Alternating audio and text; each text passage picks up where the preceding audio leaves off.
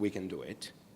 In second instance, to attract a different kind of people to the same casino, okay? So I think that when we speak social, we speak at the moment, but correct me if I'm wrong, about one of that, acquisition tool that John was speaking about. I mean, I think that all the Facebook, Twitter, and whatever, they are fantastic tool, or nowadays tool, to get, people then to have a real wagering in a land-based casino or in a real portal.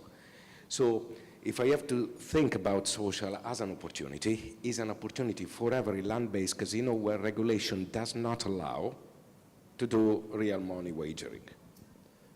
Joe, I think the question was actually what is social gaming?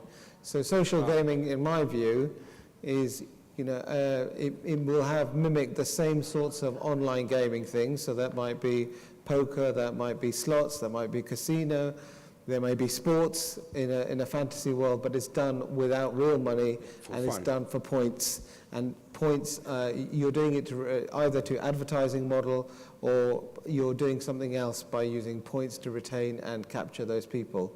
And then those people can, the idea many operators have is, if there is a social model and there's revenue, great, but for land-based and online, it's a way of potentially capturing advertising and marketing to real punters.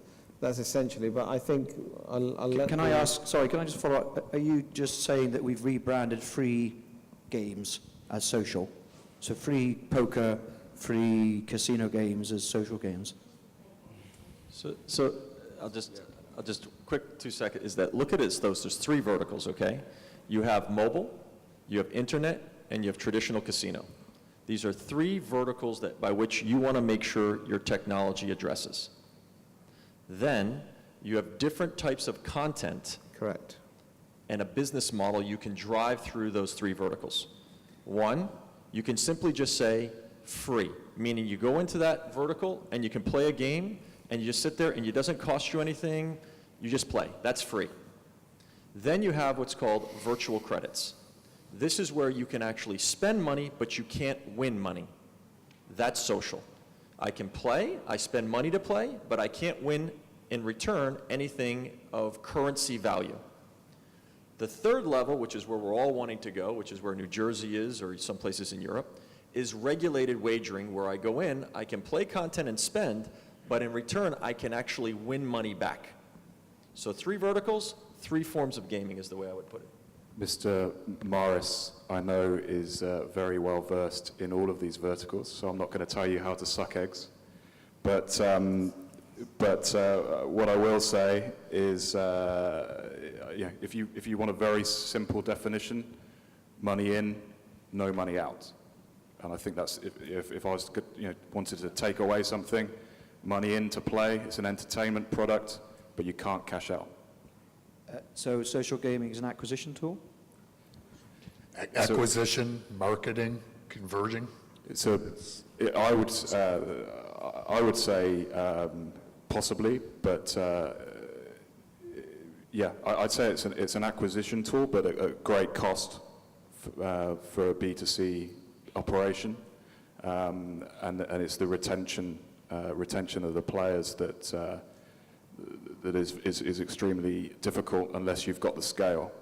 So unless you're IGT Double Down, operating in a B2C capacity, unless you're Caesars Playtika, you're going to be limited. There's some figures actually came out this morning from some research. If you go to gamesbeat.com, super data research, just saying, social and mobile casino games operators, typically $109 million a month in revenue. That's down to $85 million a month.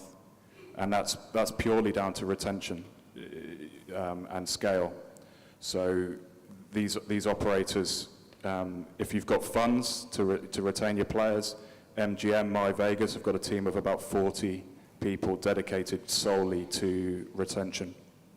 And you need that, otherwise you're not going you're just not going to play. John, do you have any comments? I think they covered it quite well.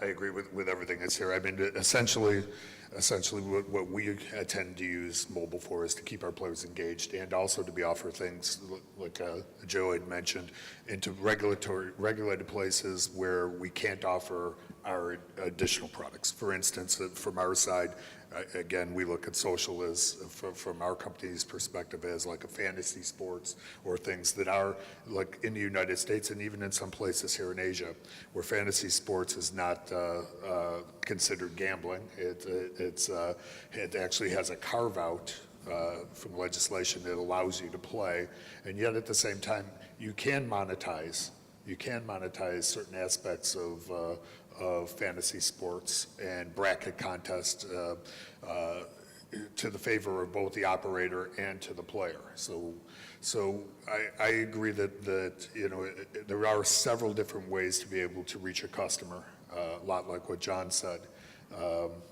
both John said, and it's important that you try, if you're a business, to try to keep that customer satisfied on every level that you can. You see what IGT's done with Double Down, and you know, everybody shot that down like it wasn't going to happen, and it actually wound up being quite a good business for them. So I think that there is future there, and I think it's eventually going to have a lot of growth. There's a lot of noise in the industry right now. There's a lot of people coming with social this, social that. I mean, how do you pick which one is more a question, I think. So do you guys think you can actually, for people coming from the traditional land-based and the online markets of real money, do you think it's possible for them to make money in social? I think it's tough. I think it's tough right now. I think as things evolve, I think it'll get better. But right now, I wouldn't run out and buy every social company on the planet. Let's put it that way. I can see why they do it in a tight, regulated environment where you can't offer real money gaming. You're trying to build the database that John alluded to. That's worth in itself spending money, and really it's part of your marketing budget as a